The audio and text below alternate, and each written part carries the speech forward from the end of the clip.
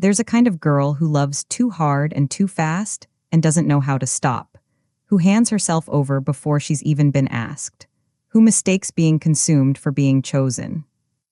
I was that girl, and for a long time I didn't know I was. I was 24 when I met Brian. I say met the way you'd say it if you meant something that was closer to a head-on collision, except I didn't know it was a collision until I was already through the windshield. He walked into the bar where Priya was celebrating her work promotion, and it wasn't like the movies.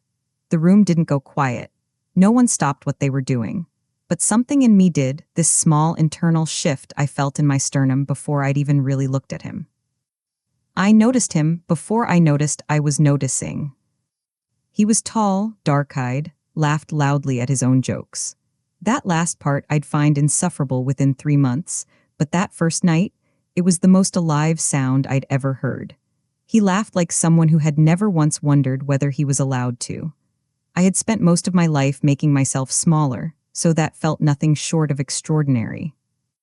He bought me a drink I didn't ask for and sat down next to me like the seat had always been his. We talked for 4 hours. He had opinions about everything, films, the architecture of the city, the specific offense of bad coffee, and he delivered them with this total, unhurried certainty. I had never been around someone who seemed so completely sure of themselves. I, who could spend 20 minutes second-guessing a text message, found it like a warm room I just wanted to stay in. By the end of that night, he had my number.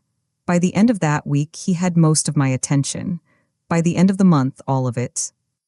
Here's what I want to say about those early months, because the truth of it matters. He was not a monster at the start. It wasn't like that. It was softer than that, and softer is worse because you can't see soft coming. He was attentive in ways I didn't know how to handle. Good morning texts before I'd opened my eyes. He remembered I took my coffee with oat milk and 1 sugar and had it ready when I arrived at his apartment. He noticed when I cut 2 inches off my hair. He said things like, "I just think about you constantly, and I've never met anyone like you," and even then, somewhere quiet and easy to ignore, some small part of me thought, this is too much too soon. But I drowned that out immediately, because I was 24 and in love for the first time in my life, and being loved back felt like finally understanding what every song I'd ever heard was actually about. My mum liked him. My sister called him intense, but she called everything intense, so I let that go. Priya, who had technically caused this whole disaster by getting promoted and wanting to celebrate, pulled me aside about 3 months in and said something careful and worried. I half listened. When you're that far under, other people's concern just sounds like they don't understand. You become the world's leading expert on your own relationship. What I had, I was certain, was the real thing. The first time Brian did something that frightened me, I had explained it away before I'd finished being frightened. 5 months in, I had dinner plans with Priya, a Tuesday evening ritual we'd kept since university, nothing special. He'd known about it for 2 weeks, but the afternoon of something in him changed. He went quiet in that particular way that wasn't peaceful, the kind of quiet that's actually pressurized. He didn't tell me not to go, he didn't raise his voice. He just withdrew in a way that made the air in the apartment feel cold, and he looked at me with this expression I can only describe as a man who's been disappointed in ways he's decided to forgive you for, even though you haven't apologized yet. I canceled on Priya. I told myself I wanted to stay, but I didn't want to stay. I stayed because leaving felt like walking through something I didn't have a name for yet. I stayed because his disappointment somehow got louder than my own wishes, louder than Priya's confused voice on the phone asking if I was okay. Hadn't I canceled 3 times this month already? I was fine, I told her. Everything was fine. And here's the thing I've spent years trying to say correctly, because it actually matters. What Brian did was not, in those early days, dramatic or easy to point at. There were no black eyes, no screaming. What there was a slow, patient erosion of the space between where I ended and where he began. He had a way of making me feel, at the same time, that I was the most important person he'd ever known and that I was constantly on the edge of letting him down. Those 2 things existed together in me like a low-grade hum, and managing that hum became, without me deciding it, the main project of my days. I stopped making plans that didn't include him. Some friends eventually stopped asking. I stopped mentioning my work wins because he had a way of receiving my good news with this beat of silence that went just a fraction too long before he'd redirect the conversation to something about himself. I started editing my stories before I told them, cutting the parts that might sound like I was proud of something, smoothing out anything that seemed too self-assured, because I had learned, in the body-deep way you learn things you can't unlearn, that too much of me made him withdraw. He never called me stupid. He said things like, "That's an interesting perspective," with a tone that made perfectly clear he found it neither interesting nor worth holding. He never told me I looked wrong. He just said sometimes, when I was dressed to go out, "Is that what you're wearing?" And then dropped it. Let the silence do the rest. I'd go change without either of us acknowledging what had just happened.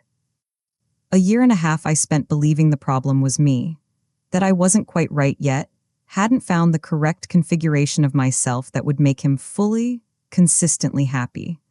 I treated my own diminishment like a problem I could solve if I worked at it hard enough. And I did work at it. I was so good at trying to be enough for him.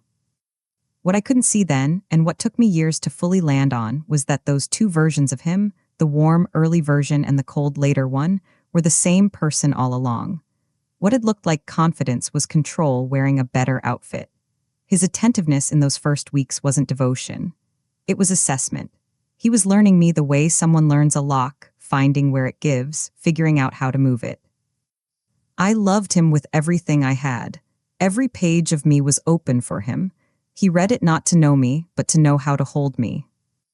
There was something that happened around 18 months in. I hesitate to call it a conversation, because it barely was one. I'd found out that week that an essay of mine had been accepted for publication in a small literary journal I'd been quietly submitting to for 3 years. It wasn't a big deal in any objective sense, but in mine it was. The specific kind of big that belongs to a dream you keep to yourself because you can't stand the thought of it failing in public. I told Brian over dinner, trying and not totally succeeding to keep the pride out of my voice. He said, "A journal?"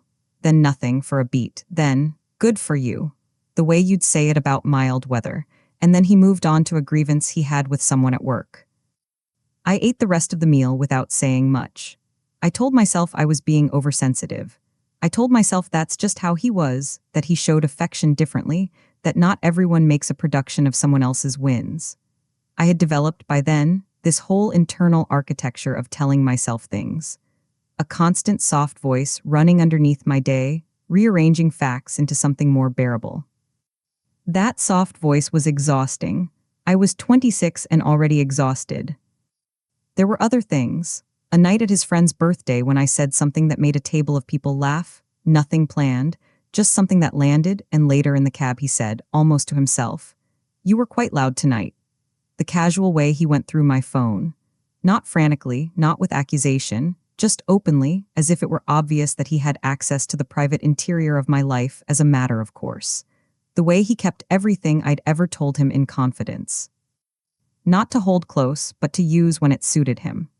The way he said, "You're so sensitive," with this tired sigh that managed to suggest that my feelings were a recurring inconvenience, he was too generous to leave me over.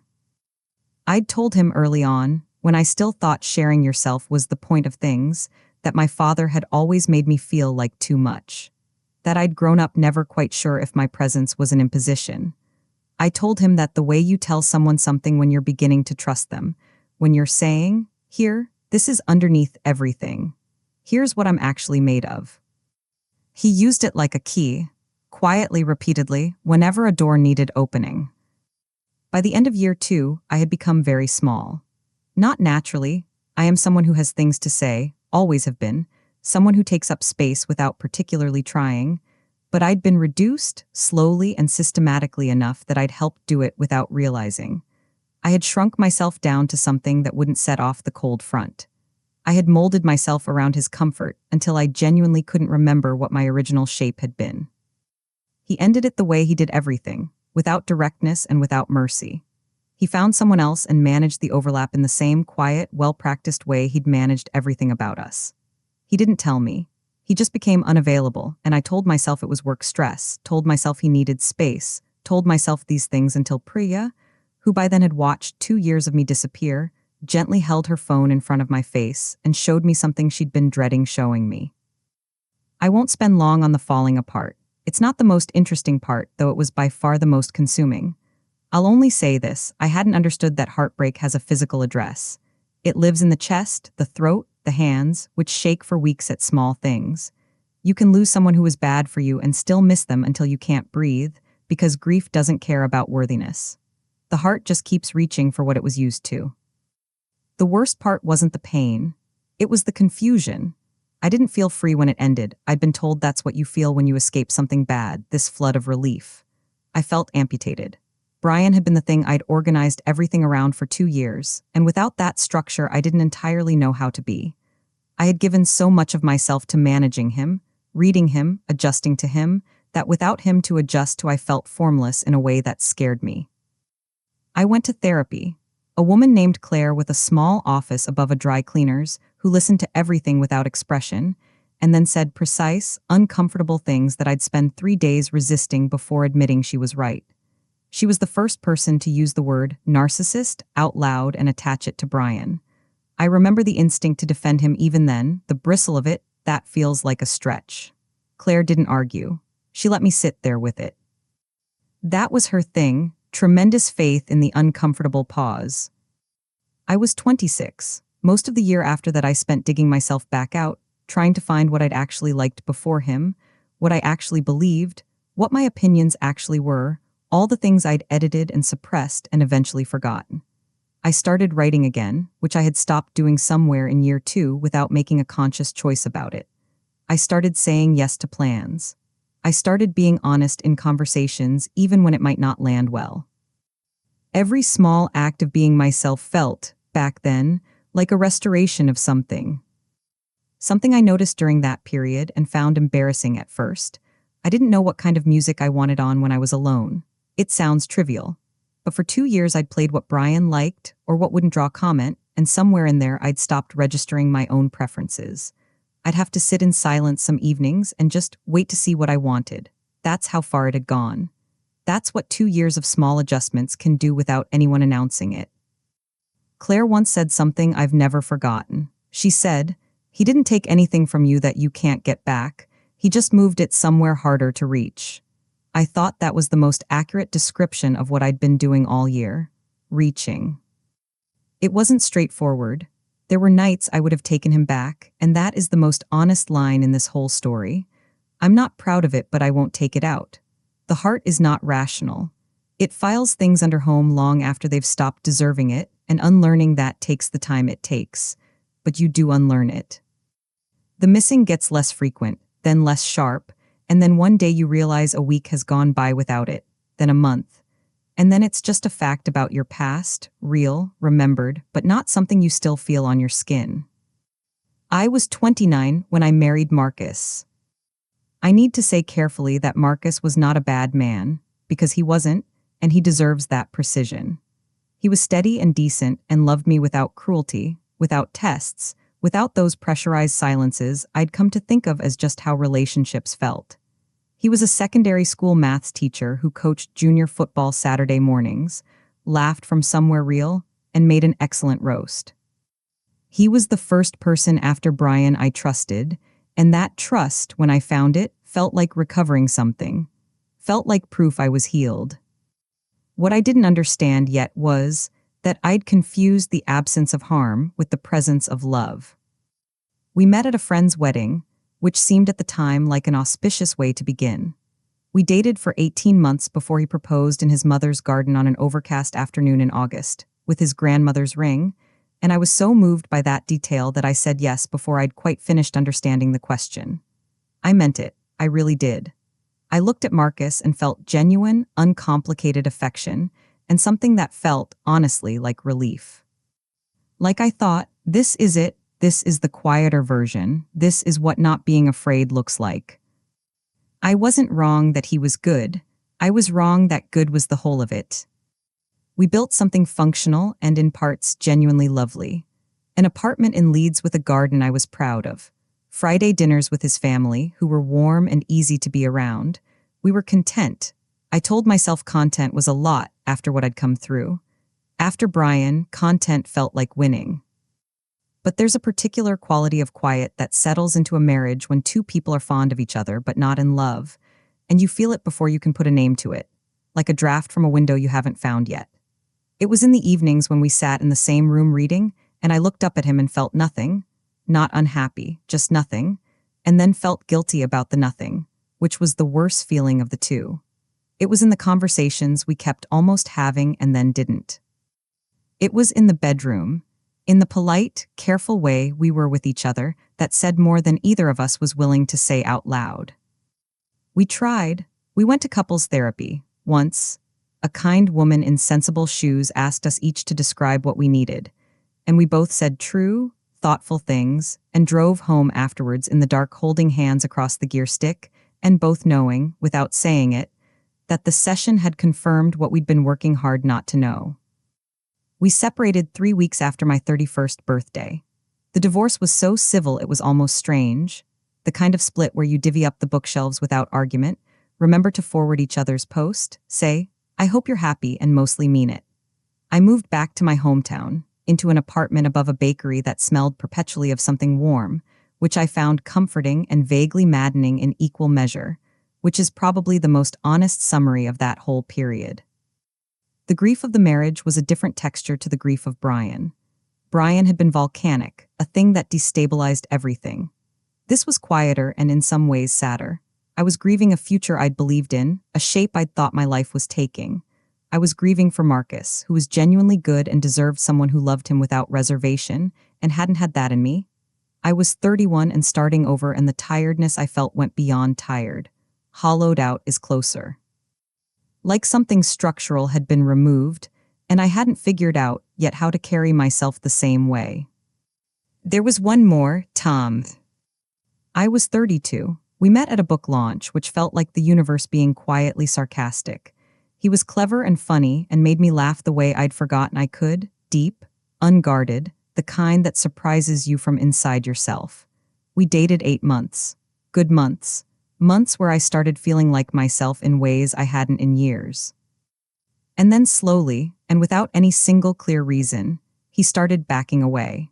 He was one of those people who is wonderful in the approach and terrified of the arrival, someone who wants the thing until it becomes real, and then panics.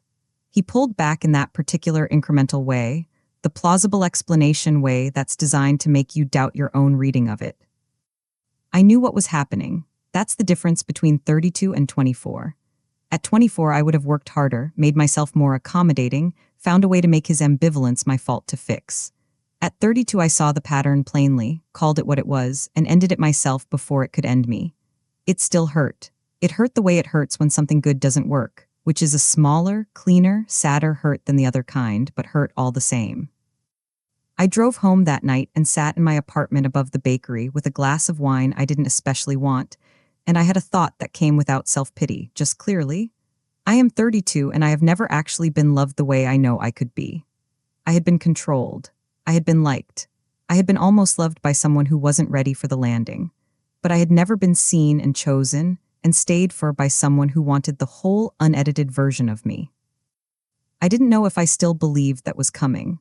More honestly, I was beginning not to need it to. I had good work that mattered to me. I had Priya back fully and completely, married now with a daughter, the kind of friend who knows everything and stays anyway. I had my apartment, my canal runs on Friday mornings, the garden I'd reclaimed from someone else's neglect. I was not unhappy. 32 and not unhappy, and I told myself that was its own kind of enough. I just didn't know how much better than enough it was about to get. I met James at a colleague's leaving party on a Thursday in October. Not a very romantic sentence, but the most important arrivals in a life don't tend to announce themselves. I had almost not gone. Long week, a presentation I was still half worried about, the particular tiredness that makes your sofa feel like the only reasonable decision. I got as far as putting my coat on, and then stood in my hallway for a full minute arguing with myself. I went because Sophie texted 3 times with escalating desperation, and because I'd promised, and because somewhere in 34 years, I'd learned that the evenings you almost cancel sometimes turn out to be the ones that matter. He was there with someone I barely knew, standing near the window talking to Sophie's husband. The first thing I noticed before his face, before anything you'd normally notice, was that he was actually listening. Not checking his phone, not scanning the room, not doing the thing people do at parties where they maintain eye contact while clearly being somewhere else entirely. He was just there, leaning in slightly, present in the conversation. I found this so unusual, I watched him for a moment before I realized I was watching. Sophie introduced us, James Calloway, urban planning. He had a way of looking at you when you spoke that made you feel like you were the only thing happening in the room right now. We ended up talking most of the night about work cities, a documentary about Arctic bird migration we'd both apparently watched recently, which is a genuinely strange thing to bond over, but there we were. He made me laugh twice in a way I didn't see coming. He asked something about my work that was more perceptive than most people's actual follow-up questions, and when I said so, he looked pleased in a way that was warm rather than self-satisfied. That distinction mattered to me. He wasn't the most conventionally striking person I'd been drawn to. Broad-shouldered, a little rumpled, the kind of face that got better the longer you looked at it, that only made sense once you understood who he was. What struck me was that he seemed settled inside himself. Not the loud certainty I'd found so magnetic at 24, not Brian's brand of filling every room, but something quieter, and I'd come to understand deeper. Someone who knew himself well enough that he didn't need the room to confirm it. He asked for my number when I was getting my coat. Directly, no choreography around it, with a kind of plain openness that I found almost startling, like asking was simply a thing he was doing, and being told no would have been fine, not a catastrophe requiring management. I said yes. He texted that night, not with urgency, not with the overworked casualness that's its own kind of performance, just something easy. A reference to the bird migration documentary. Small and undemanding. I remember thinking, this feels different. And then, immediately, not trusting that thought, I had thought things felt different before. The early weeks with James were gentle, in a way I didn't know how to take. He made plans and kept them. He didn't pull back to see if I'd chase, didn't put small obstacles in front of things to test how much I wanted them. He just showed up each time when he said he would. And when I was with him, I waited for the anxiety I'd come to associate with being in love, the low-frequency hum of it, the feeling of walking around something that might give way underfoot. It didn't come. That confused me genuinely. I'd been wired for so long to the specific electricity of uncertain love that James's steadiness felt, at first, like something was missing. I know how that sounds. I'd been trained by everything I'd been through to read consistency as low stakes, to read kindness as the absence of passion. Sitting across from him at dinner on our 5th date, watching him laugh at something I'd said, feeling warm and at ease, I heard this small, panicked voice say, "But is this enough? Do I feel enough?" What I understand now, and what took longer to understand then, is that what I was feeling wasn't insufficient. It was just unfamiliar. I had never been given the particular warmth of love without conditions attached, and my whole system had come to read that particular warmth as something to be suspicious of. He noticed I held back. He said it one evening in his kitchen, while he was cooking something he was quietly better at than he'd let on. Said it without accusation, just as an observation, that sometimes he felt me go somewhere guarded, somewhere distant, and he wanted me to know he wasn't going anywhere and there was no rush. He just wanted me to know. I sat with that, didn't say much, but something in me shifted, not dramatically, just genuinely, like a window opening somewhere that had been shut a long time. He learned me the way you learn a place you're planning to actually live in. He learned I needed an hour in the morning before I was available to the world, and he just let me have that after I mentioned it once. He learned that when I was sad, I needed proximity and quiet, not questions, and he gave me exactly that without requiring it to be about him. He learned I was funny when I was relaxed and brittle when I was scared, and that I was scared more often than I let on. He had his own history, a long relationship in his early 30s that had ended badly and not cleanly, which he talked about with neither drama nor bitterness, just the even account of someone who had processed something and set it down.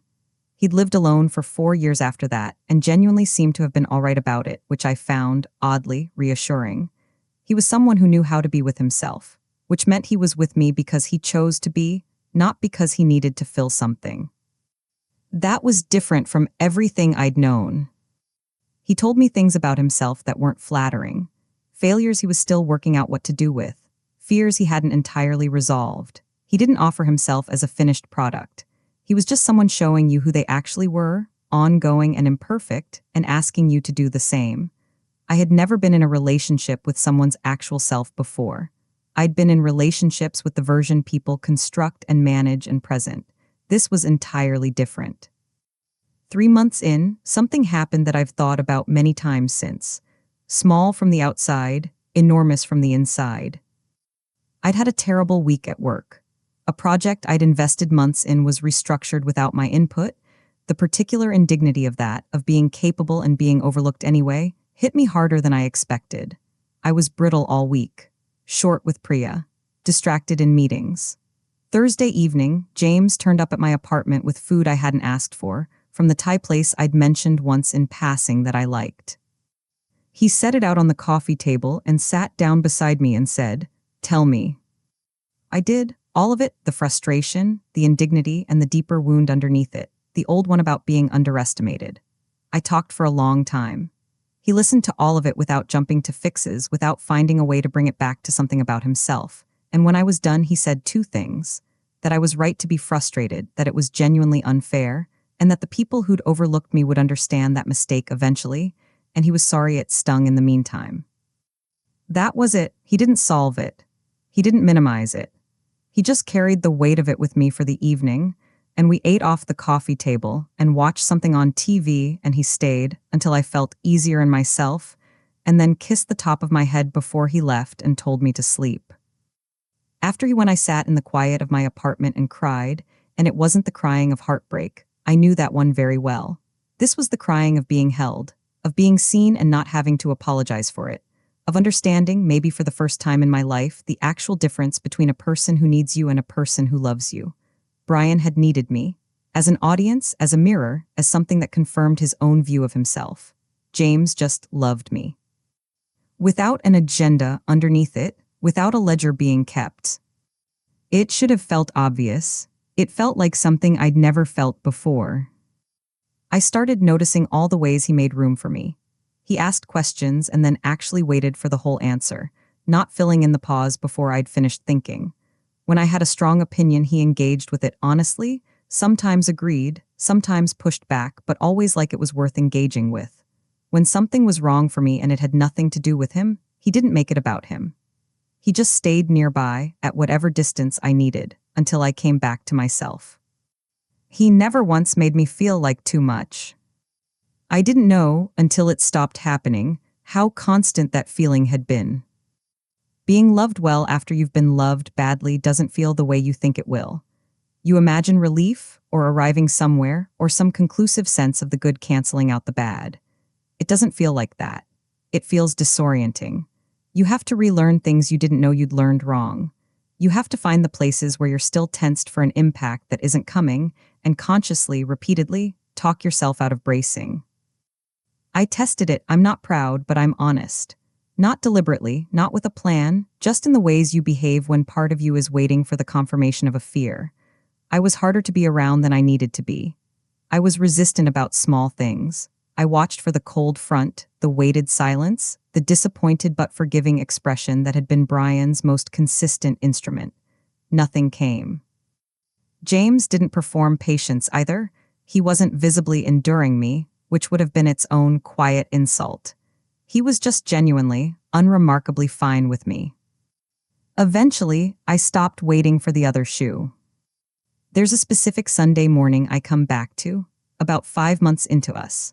I'd woken up in a foul mood that had no single cause, just the accumulation of a hard week, bad sleep, one of those low clouds that parks itself over you for no reason. I was quiet and short and just not good company. We talked about going to a market he'd wanted to visit, and I told him I didn't want to go, more abruptly than I needed to. He looked at me for a second, then he said, "Okay, we can stay in. Do you want coffee?" That was it. No withdrawal, no quiet punishment, no let me make sure you feel the weight of this. Just, do you want coffee? Someone adjusting to circumstances and checking what I needed. I stood in his kitchen and felt something in my chest come undone, something I'd been holding tight for a very long time, some constant low-level readiness for consequences, and it just let go. I said yes, I'd love coffee. We stayed home. He read, I wrote. We were quiet together in the way that's only possible when two people are genuinely comfortable, when silence is just a room you can both be in rather than something to navigate. Arguments happen too. I want to be clear about that, because a story without any friction isn't a true one. We disagreed, sometimes about real things, but we argued towards something rather than at each other. He could be wrong without it becoming a war about whether he was allowed to be wrong. He asked for what he needed instead of constructing situations designed to extract it from me. These things had once seemed extraordinary. After enough time, they just became how we were. I turned 34 in February of our first year together. He'd made a reservation at a restaurant I'd mentioned once being curious about, and arranged for Priya and her husband to join us for the second part of the evening. Because he'd worked out, without my spelling it out, that birthdays made me bittersweet, that Priya was the specific person who could cut through that, and that I needed both the good dinner and the laughing until something unclenched. He'd paid attention and drawn a conclusion. That was all, but to me it was everything. Sitting there with Priya's husband being made to retell a story we'd all already heard and loved, wine in my hand, James beside me with his arm along the back of my chair, I had a feeling I'd never had inside a relationship before. Not the vertigo I'd once had with Brian and mistaken for the highest register of love. Something steadier, quieter, something that felt, for the first time, like actually being where I was supposed to be. I didn't say anything. I just reached up and took his hand from the back of my chair and held it in my lap, and he curled his fingers around mine without making anything of it, and that was that. Priya said something to me that spring, one of those Sunday canal walks, her daughter strapped to her chest, the April light doing its tentative best that has stayed with me. She said she'd watched me with 3 men, which she said made her more qualified than anyone to have an opinion, and the opinion was this. The difference wasn't really about the men.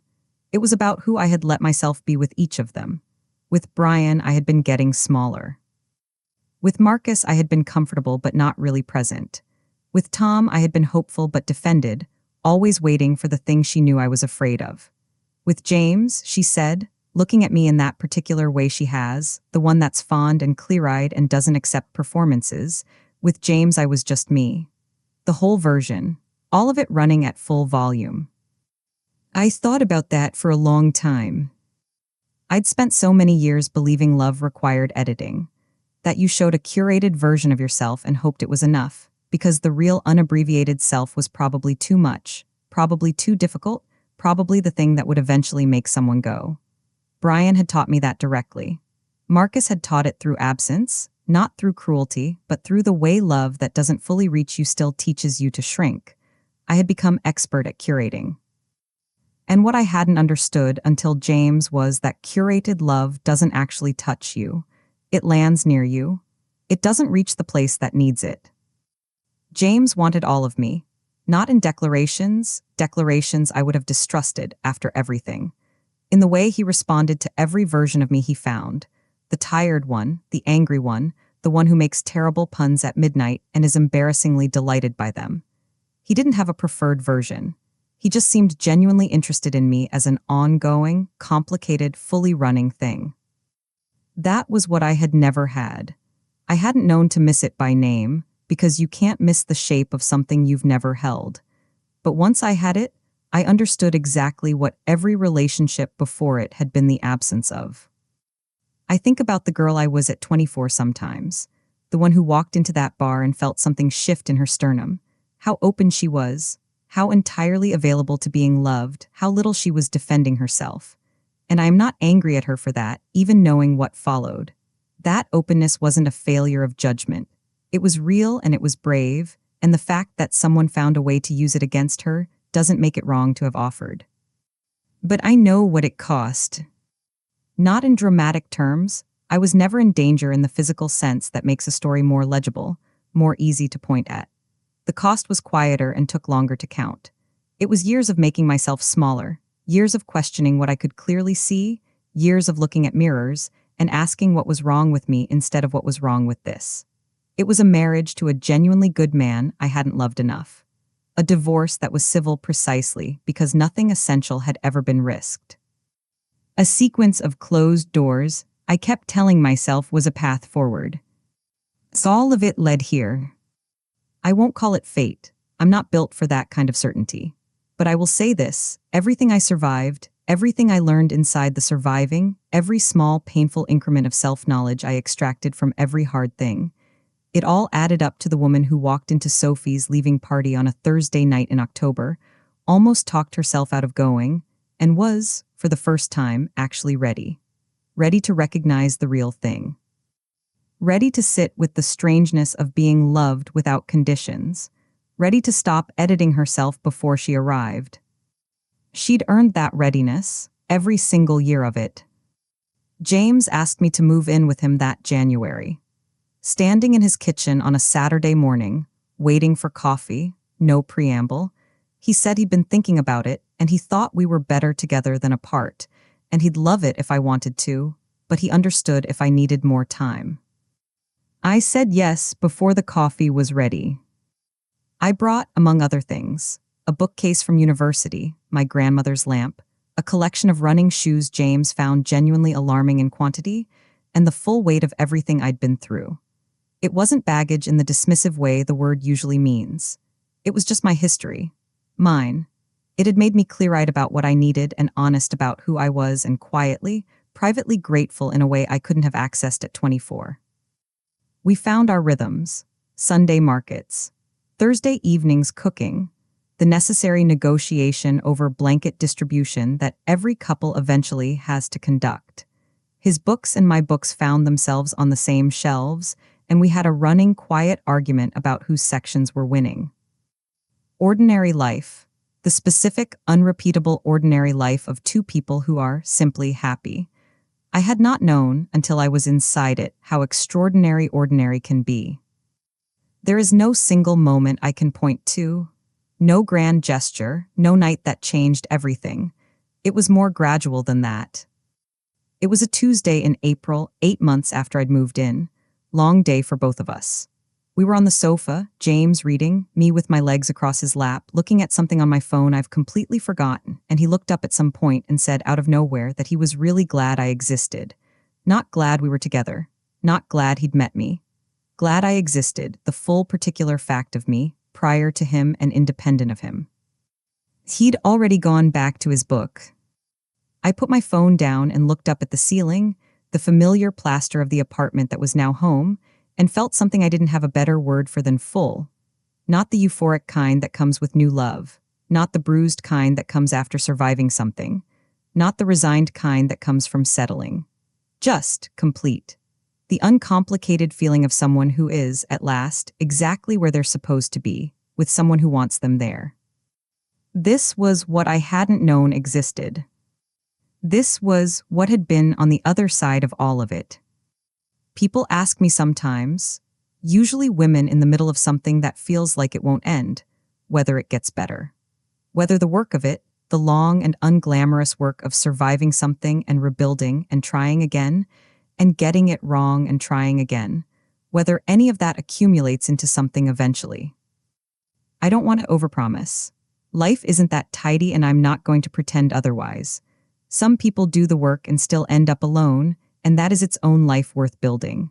Some people find their person and still carry the old fractures, still have hard years, still grieve things that happened long before.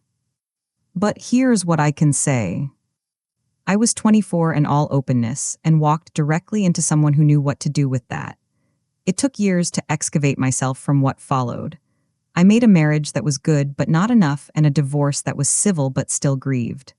I kept going, imperfect and scared, into my 30s and mostly found almost things. And then I was 34, standing in a kitchen on a Thursday in October I almost skipped, and I was loved in a way I hadn't known to fully want, and it was not like anything that had come before it. Not because James was perfect. He wasn't, not because our life was easy. It wasn't always, but because being loved by someone who actually sees you, the unedited you, the difficult and whole and fully running you, is a different category of experience than everything else. It doesn't look like what I thought it looked like when I was 24. It looks like someone remembering which silence is grief and which is just tired, and knowing the difference without asking. It looks like being disagreed with and not flinching. It looks like crying about something small and not having to justify the size of it. It looks like being known, actually known, and having someone still lean toward you rather than away. That's what it looks like, not the vertigo, not the obsessive quality of the thing with Brian, which I'd spent years calling love because it was the most intense feeling I'd ever had. Intensity is not a measure of love. I know that now. I wish I'd known it at 24, but I don't think you can be told that. I think you have to learn it from the inside out. The other things, the vertigo of Brian, the gentle absence of Marcus, Tom's almost readiness, were real. They cost real things and taught real things, and I wouldn't pretend otherwise. But they weren't this. I was 34, I was just beginning. None of the years before had been wasted. I'd spent time thinking they were, the marriage especially, the whole arc of my 20s, but each one had built something. Each loss had made the real thing more legible when it finally arrived, had given me more precision about what I needed and more honesty about who I was. I had the vocabulary for it now. I had the scars that let me recognize its opposite at a distance. And I had, finally, the hard won, fully earned ability to receive it without flinching away. There's no shortcut to that. I'd take it if there were. But I can say that the woman who walked through Sophie's door that October Thursday, coat on, almost didn't come, not looking for anything, was exactly the person she needed to be to recognize James Calloway for what he was. She had earned that readiness. Every single year had counted toward it. That feels like something worth saying out loud. For everyone still in the middle of it, the middle is not the end. Keep going. If something in this story felt familiar, if it touched a place you don't often put into words, I'd love to hear what stayed with you. You can share it in the comments, quietly, in your own way. And if you want more stories like this, the kind that sit with you and gently help you return to yourself, you can subscribe and stay close.